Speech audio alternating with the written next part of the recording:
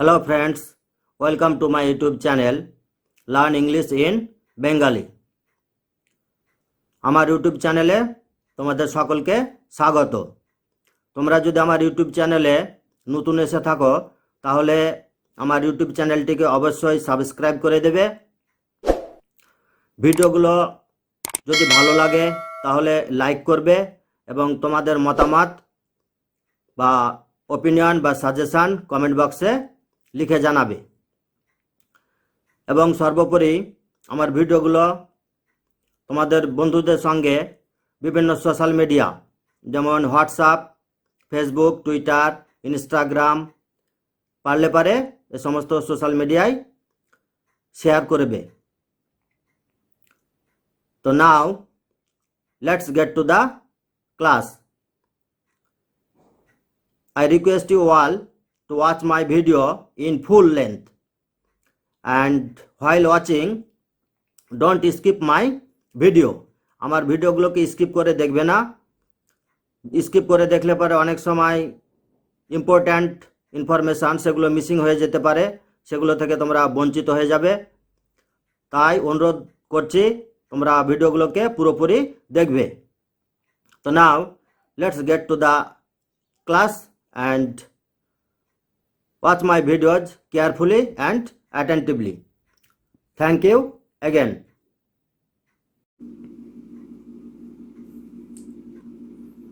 নমস্কার, আমার ইউটিউব চ্যানেলে আপনাদের সকলকে স্বাগত।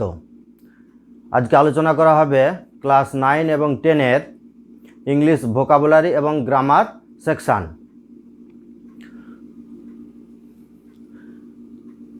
আমার ইউটিউব চ্যানেলটির নাম হচ্ছে লার্ন ইংলিশ ইন বেঙ্গালি।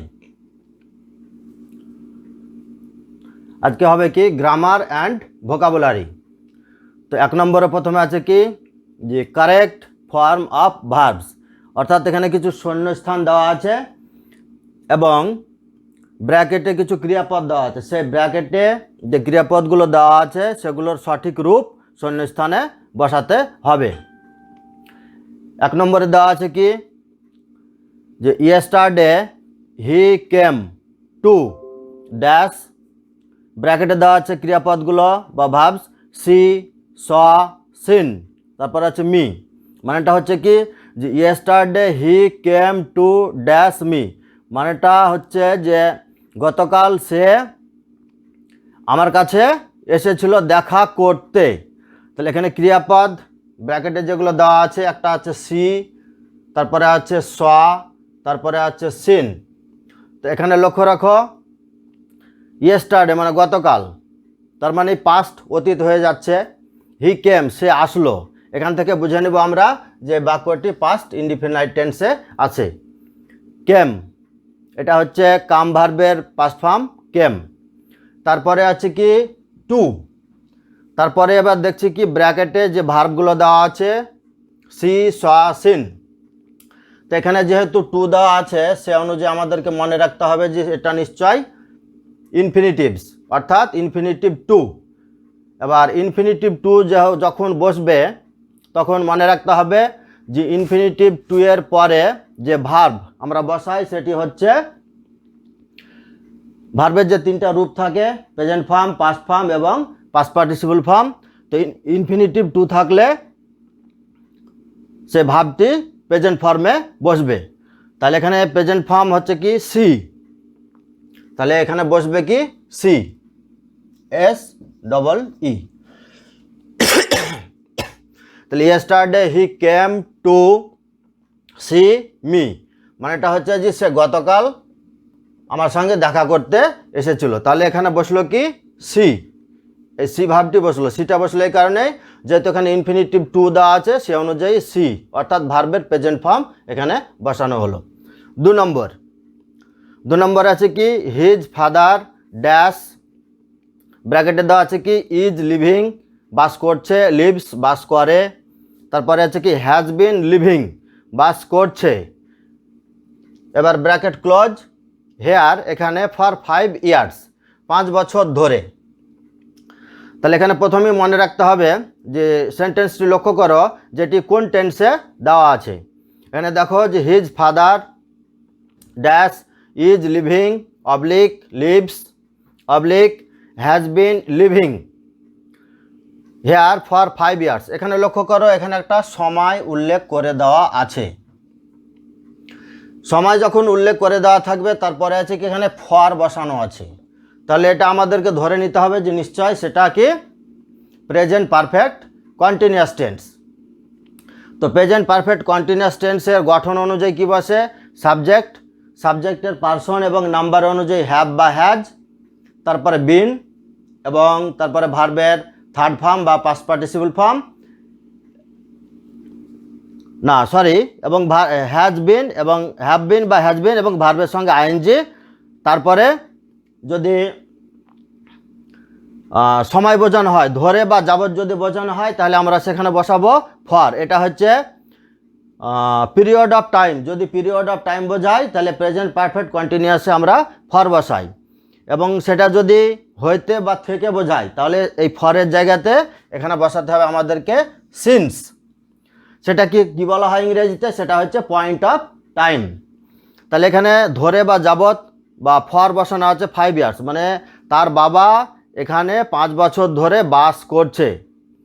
তাহলে সে অনুযায়ী এখানে তাহলে যে ভার্বগুলো ব্র্যাকেটে দেওয়া আছে সেটি নিতে হবে আমাকে, যে এটা প্রেজেন্ট পারফেক্ট কন্টিনিউয়াস টেন্স, সে অনুযায়ী আমাদেরকে সিলেক্ট করতে হবে কি যে হ্যাজ বিন লিভিং। তাহলে এখানে বসবে কি হ্যাজ বিন লিভিং, এটা আমাদেরকে বসাতে হবে হ্যাজ বিন লিভিং। তাহলে পুরো সেন্টেন্সটি কী হলো যে his father has been living for 5 years, মানে তার বাবা এখানে বাস করছে 5 বছর ধরে। এবার 3 নম্বর সেন্টেন্স, 3 নম্বর সেন্টেন্সে কী আছে যে Ritu never dash come oblique comes oblique coming on time. মানেটা হচ্ছে কি এখানে পুরো সেন্টেন্সটা দেখে তোমাদেরকে ভেবে নিতে হবে যে এটা কোন টেন্সে আছে। এটা আছে প্রেজেন্ট ইনডিফিনাইট টেন্সে। তো প্রেজেন্ট ইনডিফিনাইট টেন্সে কি হয়, সাবজেক্ট যদি থার্ড পারসন সিঙ্গুলার নাম্বার হয় তাহলে ভার্বের সঙ্গে এস বা এস যুক্ত হয়, এবং অন্যান্য ক্ষেত্রে ফার্স্ট পারসন বা সেকেন্ড পারসন যদি থাকে তাহলে এস বা এস যুক্ত হয় না। শুধুমাত্র থার্ড পারসন সিঙ্গুলার নাম্বার যদি হয় তাহলে ভার্বের সঙ্গে এস বা এস যুক্ত হয়। তাহলে এটার মানেটা দেখো যে Ritu never dash come oblique comes oblique coming on time, মানে ঋতু কখনো সঠিক সময়ে আসে না, ঋতু কখনো সঠিক সময়ে আসে না। তাহলে ঋতুটি third person singular number, Ritu এটা subject third person singular number, সে অনুযায়ী ভার্বের সঙ্গে এস বা এস যুক্ত হবে। তাহলে আমাদের বসাতে হবে কি কামস, এই ভাবটি সঠিক রূপটি বসাতে হবে এখানে। তাহলে এটা এখানে হবে কি কামস, COMES কামস। তাহলে পুরো সেন্টেন্সটির গঠনটি হলো কি যে Ritu never comes on time, মানে ঋতু কখনো সঠিক সময়ে বা ঠিক সময়ে আসে না। এবার আমরা পরবর্তী সেকশানে যাব। পরবর্তী সেকশানটি লক্ষ্য করো, পরবর্তী সেকশান হচ্ছে আর্টিকেলস অ্যান্ড প্রিপোজিশনস। 2 নম্বর হচ্ছে আর্টিকেলস অ্যান্ড প্রিপোজিশনস। এখানে একটি সেন্টেন্স দেওয়া আছে, এখানে শূন্যস্থানও আছে, সেই শূন্যস্থানে উপযুক্ত আর্টিকেল এবং প্রিপোজিশন বসাতে হবে। আচ্ছা, বাক্যটি কী লেখা আছে, when dash family sits dash to tea, মানেটা হচ্ছে যখন পরিবারের সকলে বা সকল সদস্য চা খেতে বসে বা বসত। The cat puts dash an appearance to get his share. তাহলে এখানে প্রিপোজিশন এবং আর্টিকেল বসাতে হবে। তাহলে এটা তোমাদের এই যে লাইনটি বা বাক্যটি দেওয়া আছে এটি তোমাদের টেক্সট বই থেকেই নেওয়া আছে, ক্লাস 10-এর টেক্সট বই থেকেই নেওয়া আছে। তাহলে এখানে হবে কি এখানে আর্টিকেল এবং প্রিপোজিশন বসাতে হবে। তাহলে হোয়েন দ্য ফ্যামিলি, দা এখানে বসলো কি the, when the family sits down, এটা phrasal verb, sits down. When the family sits down, যখন পরিবারের সকলে বসে পড়তো বা বসে, টু টি মানে চা খেতে, এটাও ইনফিনিটিভ টু। যখন চা খেতে বসে তখন কি হয়, দ্য ক্যাট বিড়ালটি পুটস ইন এখানে বসবে প্রিপোজিশন ইন, এটা একটা phrasal verb, put in. The cat puts in মানে ধারণ করে, কি ধারণ করে? অ্যান অ্যাপিয়ারেন্স, একটা বাহ্যিক আকৃতি। তাহলে এই যে অ্যাপিয়ারেন্স, অ্যাপিয়ারেন্স মানে হচ্ছে বাহ্যিক আকৃতি। তাহলে the cat puts in an appearance to get his share. তাহলে পুরো মানেটি কি হলো? যে when the family sits down to tea, যখন পরিবারের সকলে চা খেতে বসতো বা বসে, the cat puts in an appearance, তখন বিড়ালটি একটা তার বাহ্যিক আকৃতি ধারণ করে, কিসের জন্য? টু গেট হিজ শেয়ার, তার যে অংশ, তাদের সঙ্গে সেও চা খাবে, সেই অংশটা সে গ্রহণ করার জন্য সেও তাদের সঙ্গে একটা আকৃতি ধারণ করে, তাদের সঙ্গে শেয়ার করার জন্য। আচ্ছা, এবার 3 নম্বর যেটি আছে সেটি হচ্ছে কি? 3 নম্বরে কী করতে বলা হচ্ছে? যে ডু অ্যাজ ডিরেক্টেড, মানে যেটি করতে বলা হচ্ছে সে অনুযায়ী, নির্দেশ অনুযায়ী করতে হবে। তো 1 নম্বরে দেওয়া আছে কি? যে হি ওয়াজ প্লেয়িং এ গেম, সে একটি খেলা খেলছিল। এটা কি করতে বলা হয়েছে? চেঞ্জ দ্য ভয়েস, মানে এটি ভয়েস চেঞ্জ করতে হবে।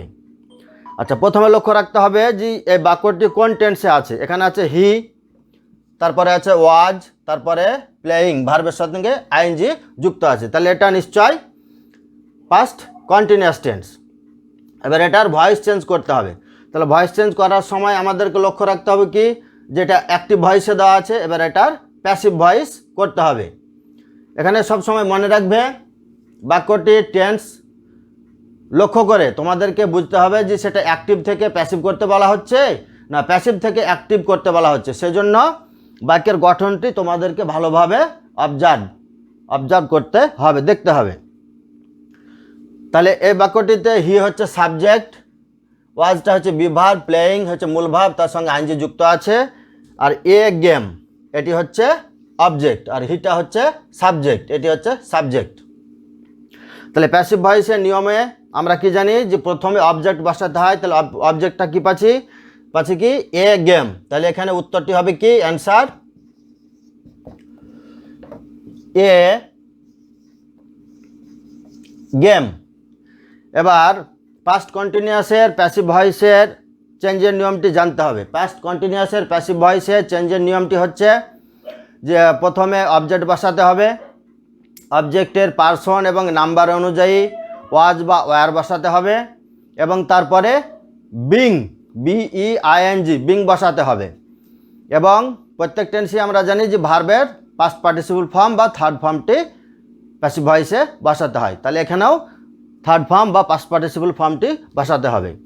তাহলে এখানে অবজেক্ট পেলাম কি?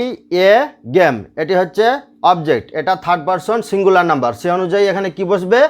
নিয়ম অনুযায়ী বলা হলো কি? যে এবার ওয়াজ বসবে, যেহেতু এটা থার্ড পারসন সিঙ্গুলার নাম্বার, সে অনুযায়ী এখানে বসলো ওয়াজ। তাহলে এ গেম ওয়াজ। এবার সূত্র অনুযায়ী কি বলা হলো? যে এরপরে বসবে being, BEING, A game was being. এবার বসবে কি? নিয়মে কি বলা হলো? যে ভার্বের থার্ড ফর্ম বা পাস্ট পার্টিসিপল ফর্মটি বসাতে হবে। তাহলে এখানে আছে কি? প্লেয়িং। তাহলে প্লে ভার্বের থার্ড ফর্ম বা পাস্ট পার্টিসিপল ফর্ম হচ্ছে প্লেড। তাহলে এখানে বসবে প্লেড, PLAYED। তারপরে কি বসাতে হয় নিয়ম অনুযায়ী? তারপরে বসাতে হয় বাই। এবার কিছু কিছু ব্যতিক্রম থাকে, সব সময় বাই বসে না, সেটা বাক্য বা শব্দ অনুযায়ী অন্যান্য প্রিপোজিশনও বসে। তাহলে এবার বাইয়ের পরে কি বসাতে? বাইয়ের পরে সাবজেক্ট বসাতে হবে। তাহলে এই বাক্যটির সাবজেক্ট কি ছিল? হি, এটা একটা প্রোনাউন। তো অ্যাক্টিভ থেকে প্যাসিভ করার সময় সাবজেক্ট যেগুলো থাকে বা প্রোনাউন, সেগুলোরও কিছু কিছু পরিবর্তন হয়।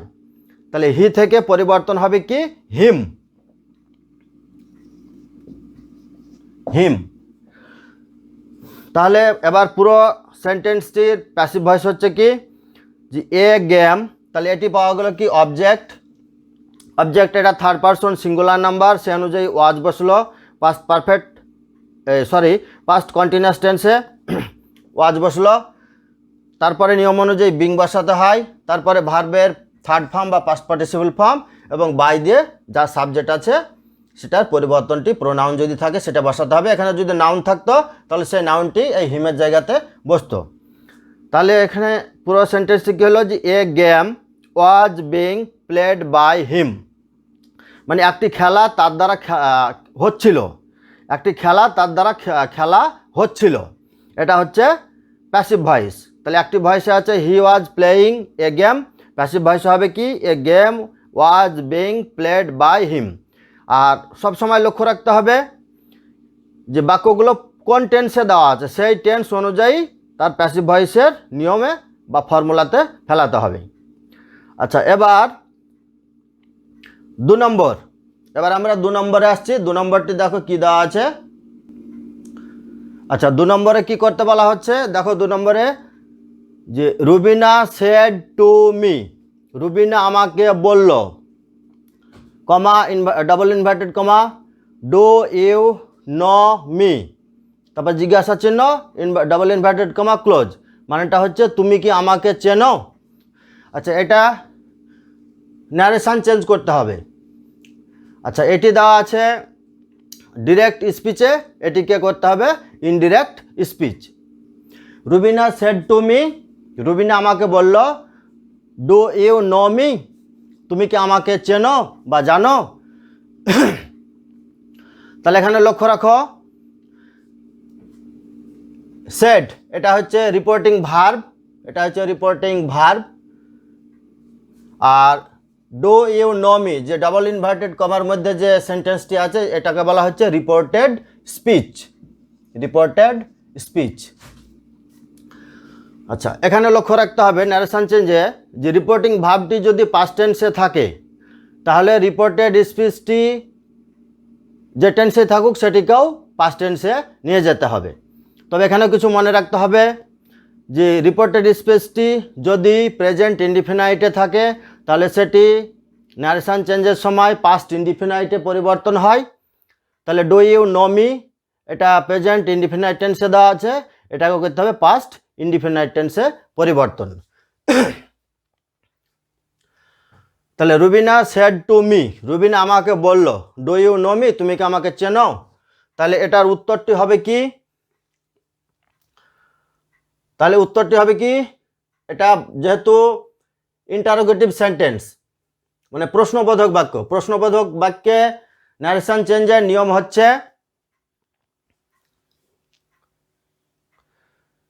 প্রশ্নবোধক বাক্যে ন্যারেশন চেঞ্জের নিয়ম হচ্ছে যে রিপোর্টিং ভার্বের পরে ইফ বা হোয়েদার বসাতে হয়। আর যদি রিপোর্টেড স্পিচটি ডাব্লিউএইচ শব্দ দিয়ে শুরু হয় তাহলে সে ডাব্লিউএইচ শব্দটি দিয়ে বসাতে হবে, এবং রিপোর্টেড স্পিচটি যেটা প্রশ্নবোধক বাক্যে দেওয়া আছে সেটিকে শেষে করতে হবে কি অ্যাসার্টিভ সেন্টেন্স, অর্থাৎ হাবোধক, হাবোধক বাক্যে নিয়ে আসতে হবে। তাহলে এখানে ডাব্লিউএইচ শব্দ নাই, তাহলে আমাদেরকে বসাতে হবে এখানে ইফ বা হোয়েদার, এবং এই যে বাক্যটি এটা প্রশ্নবোধক দেওয়া আছে এই বাক্যটিকে করতে হবে অ্যাসার্টিভ। আর এখানে সেড টুর বদলে বসাতে হবে কি আস্কড। তাহলে উত্তরটি হবে কি, তাহলে উত্তরটি হবে Rubina asked me, Rubina asked me. তাহলে উত্তরটি হবে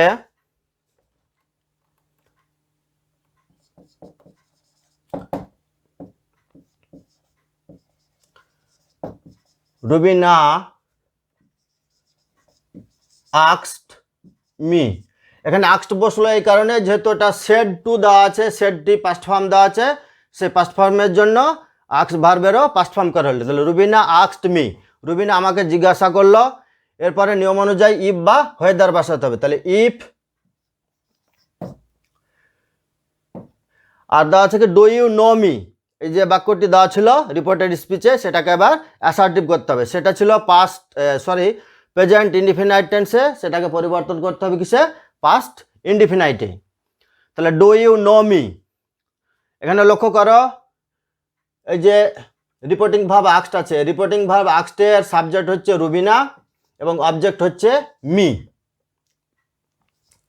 অবজেক্ট হচ্ছে মি, আর এটা হচ্ছে রিপোর্টিং ভার্ব। তাহলে পরেরটিও রিপোর্ট ন্যারেশন চেঞ্জে মনে রাখতে হবে যে রিপোর্টিং ভার্বের সাবজেক্টের পার্সন এবং নাম্বার অনুযায়ী অথবা অবজেক্টের পার্সন এবং নাম্বার অনুযায়ী পরবর্তীতে যে রিপোর্টেড স্পিচটি দেওয়া থাকবে সেটিরও সাবজেক্ট এবং অবজেক্টের পার্সন নাম্বারের পরিবর্তন হবে। তাহলে রিপোর্টেড স্পিচটি দেওয়া ছিল কি ডু ইউ নো মি, তাহলে সেটা এবার অ্যাসার্টিভ হয়ে যাবে। তাহলে ইউ বলতে কাকে বোঝাচ্ছে? ওই ইউ বলতে এটা এই মিটাকে বোঝাচ্ছে। রুবিনা আস্কড মি, রুবিনা আমাকে বলল, আমাকে, যে তুমি আমাকে চেনো, তুমি বলতে তাহলে আমি, তাহলে ইফ আই, এবার কি এটা পাস্ট ইনডিফিনিট যেহেতু হবে তাহলে নো দেওয়া আছে, তাহলে নো ভার্বের এবার পাস্ট ফর্ম হবে কি নো নিউ, নন, তাহলে এখানে পাস্ট ফর্ম হবে নিউ। তাহলে Rubina asked me if I new, তারপরে মি দেওয়া আছে, পরবর্তীতে একটি ছিল কি মি, সেই মিটি হচ্ছে রুবিনা, সেই মিটি হচ্ছে রুবিনা। তাহলে এখানে হবে কি if I knew, do you know me, তাহলে ইফ আই নিউ হার, তাহলে হার বলতে কাকে বোঝাচ্ছে? রুবিনাকে। ইফ আই নিউ হার দিয়ে ফুল স্টপ বসাতে হবে, যেহেতু এটা অ্যাসার্টিভ বাক্যে পরিবর্তন হলো। তাহলে লক্ষ্য করো বাক্যটি দেওয়া ছিল কি যে Rubina said to me, comma inverted comma, do you know me.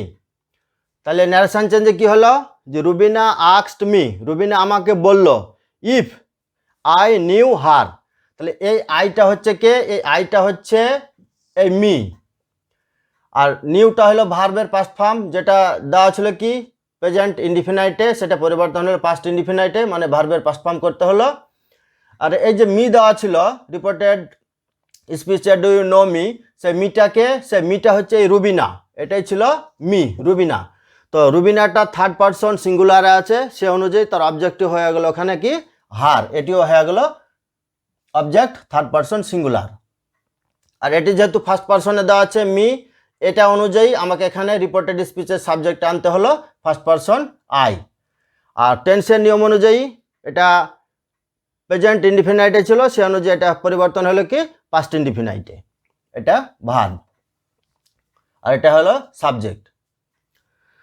আচ্ছা 3 নম্বর যেটা করতে বলা হচ্ছে কি যে হি ওয়াজ ভেরি হ্যাপি, সে খুব খুশি ছিল বা আনন্দিত ছিল। He could not express it, সে এটা প্রকাশ করতে পারেনি। তাহলে এখানে লক্ষ্য করো এটা কি করতে বলা হয়েছে সিম্পল সেন্টেন্স, সিম্পল সেন্টেন্সে জয়েন করতে হবে দুটো বাক্যকে। তো simple sentence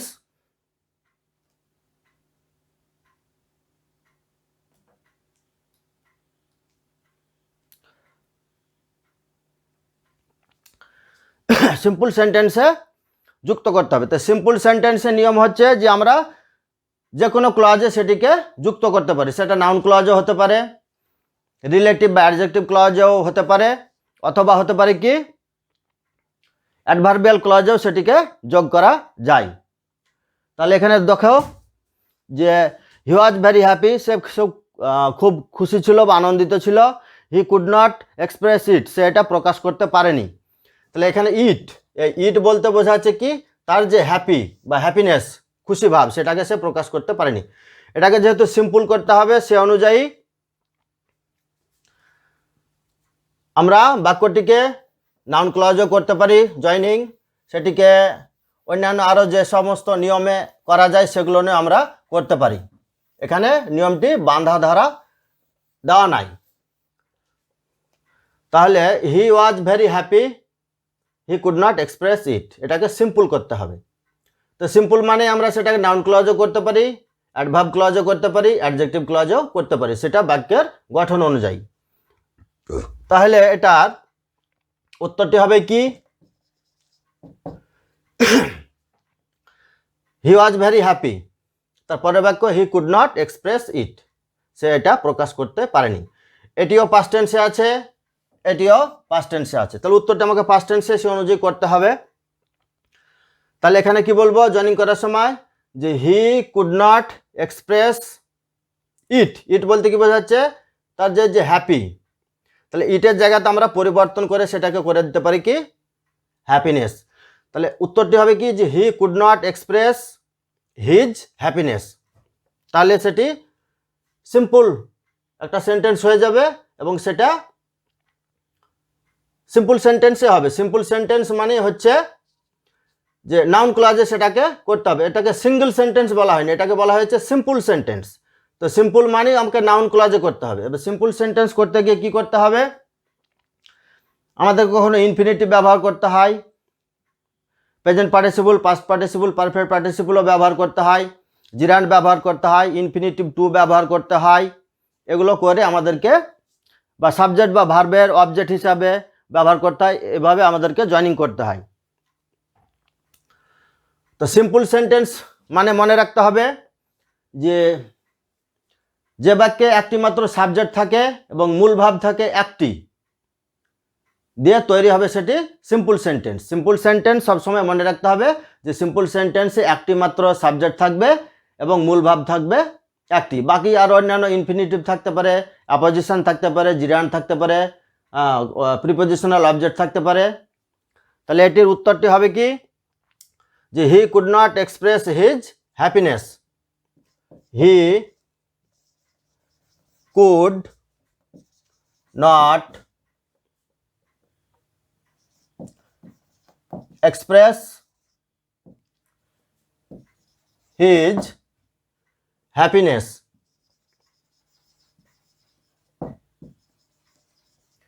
He could not express his happiness. এখানে আমার একটু বুঝতে ভুল হয়েছিল, এখানে সিম্পল সেন্টেন্স করতে বলা হয়েছিল, আমি ভেবে নিয়েছিলাম যে এটা হয়তো সিঙ্গেল সেন্টেন্স বলেছিল, তাই ভেবে নিয়েছিলাম। সেই অনুযায়ী আমি নিয়মটা কিছুটা একটু অন্যরকম বলেছিলাম, কিন্তু এখানে বলা হয়েছে সিম্পল সেন্টেন্স করতে। তো সিম্পলের নিয়ম অনুযায়ী এটাকে ধরে নিতে হবে যে আমাকে নাউন ক্লজে করতে হবে। আচ্ছা, সেটা এবার সিম্পল সেন্টেন্সে করলে কি হলো বাক্যটি যে he could not express his happiness, সে তার খুশিটাকে প্রকাশ করতে পারেনি। তাহলে এখানে লক্ষ্য করো সিম্পল সেন্টেন্সের নিয়ম অনুযায়ী সাবজেক্ট একটি হচ্ছে হি, এটা হচ্ছে সাবজেক্ট। আচ্ছা, মডাল ভাব তো থাকছেই, তারপর মূল ভাব থাকবে একটি, এখানে এক্সপ্রেস মানে হচ্ছে প্রকাশ করা, এটা হচ্ছে মূল ভার্ব, মেন ভার্ব। আচ্ছা, এটা যেটা হলো এটাকে আর একটা অন্য নাউন ক্লজেও করা যাবে, মানে ভার্বের অবজেক্ট হিসাবে। ভার্বের অবজেক্ট হিসাবে বাক্যটিকে জয়েনিং করলে কি পাওয়া যাবে, ভার্বের অবজেক্ট হিসাবে জয়েনিং করলে পাওয়া যাবে কি যে দ্যাট হি ওয়াজ, এটা সাবজেক্ট হিসাবে হচ্ছে that he was very happy could not express it. এটাকে সাবজেক্ট ভার্বের অবজেক্ট এবং সাবজেক্ট হিসাবে দুভাবেই করা যায়। দেখো বাক্যগুলো দেখো তাহলে বোঝা যাবে। তাহলে ভার্বের সাবজেক্ট হিসাবে যদি করি তাহলে কি যে that he was happy, that he was happy, সে যে খুশি ছিল বা আনন্দিত ছিল, could not express it, could not express it. তাহলে that he was happy could not express, এখানে ইটটি দিতে হবে না। সে যে সুখী ছিল বা আনন্দিত ছিল এটা প্রকাশ করতে পারেনি। দ্যাট হি ওয়াজ হ্যাপি, সে যে খুশি ছিল, কুড নট এক্সপ্রেস, এটা প্রকাশ করতে পারেনি। এটা হলো যে মূল ভাব হচ্ছে এক্সপ্রেস, এই ভার্বের সাবজেক্ট হিসাবে এটি করা হলো, মূল ভার্বের সাবজেক্ট হিসাবে। তাহলে মূল ভার্বের সাবজেক্ট কি হচ্ছে এক্সপ্রেস, প্রকাশ করতে পারেনি। তাহলে কি প্রকাশ করতে পারেনি, সাবজেক্টটি পাচ্ছে কি that he was very happy, এটা হচ্ছে সাবজেক্ট, এটা ভার্বের সাবজেক্ট হিসাবে হলো।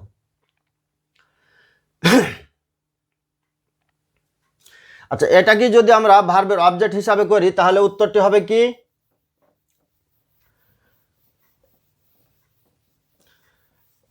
তাহলে এটা হবে কি যে he could not express that, he could not express that. তাহলে ভার্বের অবজেক্ট হিসাবে বাক্যটিকে জয়েনিং করলে আমরা করব কি যে he could not express that সে প্রকাশ করতে পারেনি যে he could not express that he was happy সে প্রকাশ করতে পারেনি যে সে খুশি ছিল। তাহলে এটা হলো কি যে ভার্বের অবজেক্ট হিসাবে। এখানে লক্ষ্য করো ভার্ব হচ্ছে এক্সপ্রেস, সে প্রকাশ করতে পারেনি। তাহলে কি প্রকাশ করতে পারেনি? অবজেক্টিভ আছে কি যে দ্যাট হি ওয়াজ হ্যাপি, সে যে খুশি ছিল বা আনন্দিত ছিল, এটাই হচ্ছে অবজেক্ট। তাহলে দ্যাট হি ওয়াজ হ্যাপি এটা হচ্ছে অবজেক্ট পুরোটি। কার অবজেক্ট? এই যে এক্সপ্রেস ভার্ব আছে, এই এক্সপ্রেস ভার্বের অবজেক্ট হলো that he was very happy. আচ্ছা, এবার আসা যাক পরের সেকশানে। পরের সেকশনটি কি আছে? পরের সেকশানে ফ্রেজাল ভার্ব বা গ্রুপ ভার্ব আছে।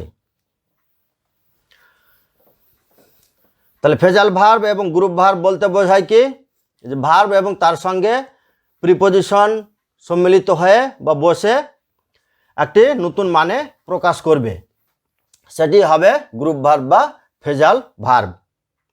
ফ্রেজ মানে হচ্ছে শব্দ সমষ্টি বা গুচ্ছ। তো সেখানে ভার্ব এবং প্রিপোজিশন বসে একটা নতুন মানে তৈরি হবে, সেটি হবে ফ্রেজাল ভার্বস বা গ্রুপ ভার্বস। আচ্ছা, এখানে দেখো কি করতে বলা হচ্ছে। আচ্ছা, প্রথম বাক্যে কি আছে যে হি ডিস্ট্রিবিউটেড অল হিজ ওয়েলথ, সে তার সমস্ত ধন সম্পদ, ডিস্ট্রিবিউট মানে হচ্ছে বন্টন করা, সে তার সমস্ত ধন সম্পদ বন্টন করে দিয়েছিল। এখানে লক্ষ্য রাখো ফ্রেজাল ভার্ব বা গ্রুপ ভার্বের অ্যান্সার করার সময় একটা জিনিস মনে রাখতে হবে যে ভার্বটি বা বাক্যটি যে টেন্সে দেওয়া থাকবে সেই টেন্সের নিয়ম অনুযায়ী পরিবর্তন হবে ভার্বের। যদি ভার্বটি প্রেজেন্ট ফর্মে থাকে তাহলে তার পরিবর্তে যে আমরা গ্রুপ ভার্ব বা ফ্রেজাল ভার্ব বসাবো সেটিও প্রেজেন্টে বসাতে হবে। যদি ভার্বটি পাস্টে থাকে তাহলে সেটিকেও পাস্টে করতে হবে। যদি পাস্ট পার্টিসিপল বা থার্ড ফর্মে থাকে তাহলে সেটিকেও পাস্ট পার্টিসিপল ফর্মে বসাতে হবে। অর্থাৎ কি যে বাক্যের টেন্স এবং ভার্বের গঠনটিকে আমাদেরকে বিশেষ করে নজর রাখতে হবে, সে অনুযায়ী গ্রুপ ভার্বগুলো বসাতে হবে। আচ্ছা, এখানে প্রথমেই লক্ষ্য করো গ্রুপ ভার্বগুলো কি কি দেওয়া আছে। যেমন দেওয়া আছে লুক ইনটু। তো লুক ইনটু মানে কি তদন্ত করা বা পরীক্ষা করা। লুক ইনটু মানে হচ্ছে তদন্ত করা। তারপরের ফ্রেজাল ভার্ব হচ্ছে গিভ অ্যাওয়ে।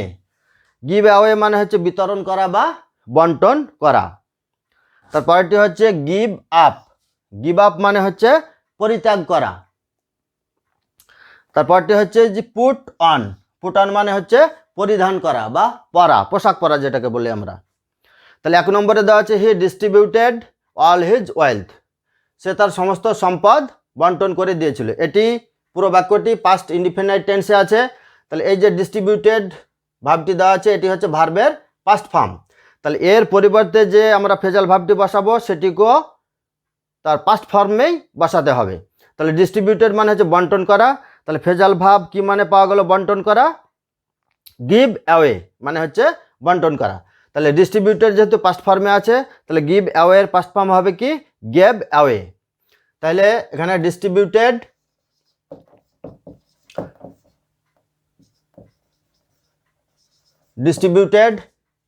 তার নিচে বসাতে হবে কি এটাকে রিপ্লেস করতে হবে করে বাক্যটিকে আবার লিখতে হবে। এর জায়গাতে বসাতে হবে কি গেভ অ্যাওয়ে। Gave away. তাহলে ডিস্ট্রিবিউটেড মানে হচ্ছে বন্টন করা আর গেভ অ্যাওয়ে মানে হচ্ছে বন্টন করা বা বিতরণ করা। এটি 1 নম্বরটি। আচ্ছা, এরপরে আসা হচ্ছে 2 নম্বরে। 2 নম্বরটি কি বলা হচ্ছে? The police is investigating the case. অর্থাৎ পুলিশ কি করছে? মামলাটি তদন্ত করছে। এখানে লক্ষ্য করো এটি দেওয়া আছে প্রেজেন্ট কন্টিনিউয়াস টেন্সে। এটা হচ্ছে সাবজেক্ট দ্য পুলিশ, ইজ বসানো আছে এবং তারপরে পরে ভার্বের সঙ্গে আইএনজি যুক্ত আছে। ইনভেস্টিগেট মানে তদন্ত করা বা অনুসন্ধান করা, তার সঙ্গে আইএনজি যুক্ত আছে। তাহলে এখানে যেহেতু ইনভেস্টিগেটিং এই ভার্বটির সঙ্গে আইএনজি যুক্ত করা আছে তাহলে ইনভেস্টিগেটিং এর পরিবর্তে ফেজাল ভাব বসাতে হবে আইএনজি যুক্ত করেই। তাহলে ইনভেস্টিগেটিং মানে হচ্ছে তদন্ত করা বা অনুসন্ধান করা। তাহলে এবার তার ফেজাল ভার্ব হবে কি লুক ইনটু।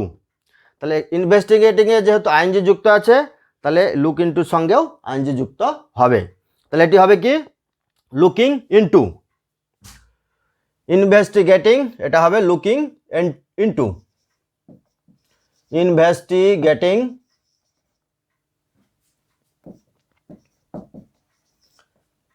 এটার পরিবর্তে বসাতে হবে কি লুকিং ইনটু।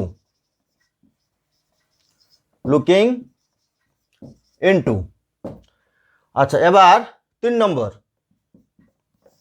3 নম্বরে কি বলা হয়েছে দে উইয়ার তারা পরিধান করে বা পরে থাকে কি স্কুল ইউনিফর্মস স্কুলের পোশাক। তারা স্কুলের ইউনিফর্ম বা পোশাক পরিধান করে আছে। লক্ষ্য করো এটি প্রেজেন্ট ইনডিফিনাইট টেন্সে দেওয়া আছে এবং উইয়ার দেওয়া আছে এখানে। এটিও ভার্বের প্রেজেন্ট ফর্ম।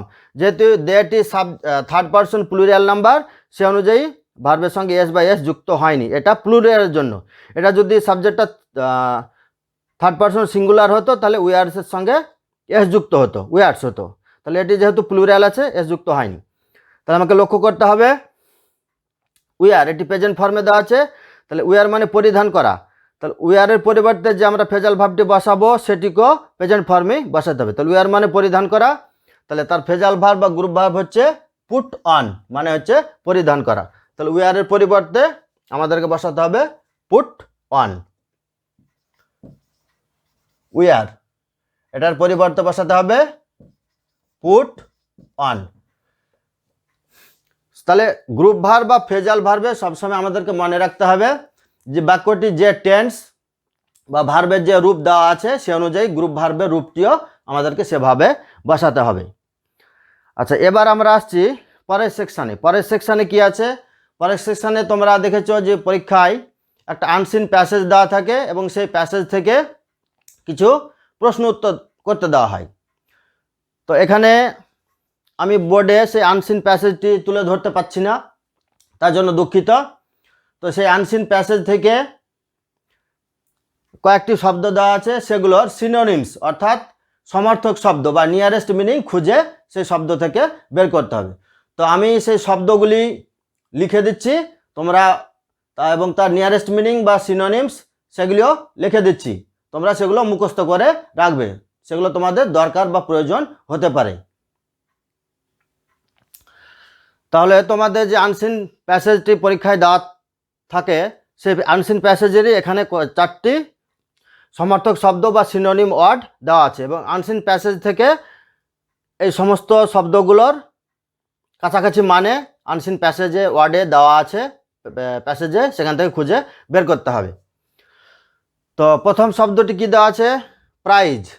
প্রাইজ মানে কি আমরা জানি পুরস্কার। তাহলে আনসিন প্যাসেজ যেটি তোমাদের ইসে দেওয়া আছে সেখানে আর কি মানে প্রাইজ মানে পুরস্কার বোঝাবে সেটি এটা খুঁজে বের করতে হবে। তো প্রাইজ মানে পুরস্কার আমরা জানি। তো আর কি মানে পুরস্কার হতে পারে? অ্যাওয়ার্ড। অ্যাওয়ার্ড মানেও পুরস্কার। তাহলে প্রাইজের সিনোনিম হবে কি অ্যাওয়ার্ড, AWARD, অ্যাওয়ার্ড। অ্যাওয়ার্ড মানেও পুরস্কার। আচ্ছা, 2 নম্বর শব্দ কি দেওয়া আছে? ইউনিক। ইউনিক মানে আমরা জানি একমাত্র, মানে ওর থেকে আর অন্য কোনো হতে পারে না। ইউনিক একমাত্র বা অদ্বিতীয় যেটা। তাহলে ইউনিক মানে হচ্ছে একমাত্র বা অদ্বিতীয়। তাহলে প্যাসেজটি থেকে যে শব্দটি আমরা পাবো সেটি হবে কি আউটস্ট্যান্ডিং। তাহলে ইউনিক মানেও একমাত্র বা অপরিশোধিত, আউটস্ট্যান্ডিং। তাহলে সেটি শব্দটি হবে কি আউটস্ট্যান্ডিং মানে অপরিশোধিত, আউটস্ট্যান্ডিং, OUTSTANDING, আউটস্ট্যান্ডিং মানে হচ্ছে অপরিশোধিত, তার মানে হচ্ছে কি ইউনিক একমাত্র। তাহলে ইউনিক তার সিনোনিম বা নিয়ারেস্ট মিনিং হচ্ছে কি আউটস্ট্যান্ডিং। 3 নম্বর আছে কি এনকারেজ। এনকারেজ মানে হচ্ছে সাহস জোগানো, উৎসাহ করা, উৎসাহ দেওয়া, সাহস জোগানো বা উৎসাহ দেওয়া। তাহলে এনকারেজ হচ্ছে উৎসাহ দেওয়া বা সাহস যোগানো, তাহলে তার সিনোনিম বা নিয়ারেস্ট মিনিং কি হবে? ইনস্পায়ার। আনসিন প্যাসেজটিতে আছে ইনস্পায়ার। ইনস্পায়ার, ইনস্পায়ার মানেও উৎসাহ দেওয়া বা সাহস যোগানো। তাহলে এনকারেজ তার সিনোনিম ইনস্পায়ার, উৎসাহ দেওয়া। আচ্ছা, 4 নম্বর আছে কি? গেট। গেট মানে কি আমরা জানি? গেট মানে পাওয়া। তো আনসিন প্যাসেজে যে অনুচ্ছেদটি দেওয়া আছে সে অনুচ্ছেদে এমন একটি শব্দ আছে সেটি মানেও পাওয়া বোঝাবে।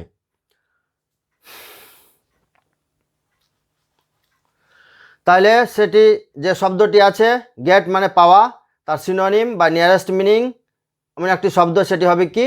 রিসিভ। রিসিভ মানে গ্রহণ করা বা পাওয়া বোঝায়। RECEIVE, রিসিভ মানে পাওয়া বা গ্রহণ করা। আচ্ছা, গেটের আরেকটি এমনি নিয়ারেস্ট মিনিং হতে পারে কি? অ্যাভেল। অ্যাভেল মানেও পাওয়া বোঝায়। তো প্যাসেজের যেটি দেওয়া আছে আনসিনে সেই অনুযায়ী রিসিভটি হচ্ছে। তাহলে গেট মানে পাওয়া, তার নিয়ারেস্ট বা সিনোনিম হচ্ছে কি? রিসিভ বা অ্যাভেল। তাহলে এ হচ্ছে একটা ক্লাস, সেটি ইংলিশ গ্রামার এবং ভোকাবুলারির উপরে না হলো, বা আমরা অনেকটা কিছু জানলাম, শিখলাম। তোমরা এগুলো বাড়িতে ভিডিওগুলো দেখে অবশ্যই প্র্যাকটিস করবে, তাহলে অনেক কিছু শিখতে পারবে, জানতে পারবে। লকডাউনে যেহেতু স্কুলগুলো বন্ধ আছে, অতএব অনলাইনে যতটা পারা যায় এভাবেই পড়াশোনা করে শিখতে হবে। তো আমার ভিডিওটি কেমন লাগলো তোমরা কমেন্ট বক্সে অবশ্যই লিখে জানাবে। ভালো লাগলে লাইক করবে এবং তোমার বন্ধুদের সঙ্গে শেয়ার করবে।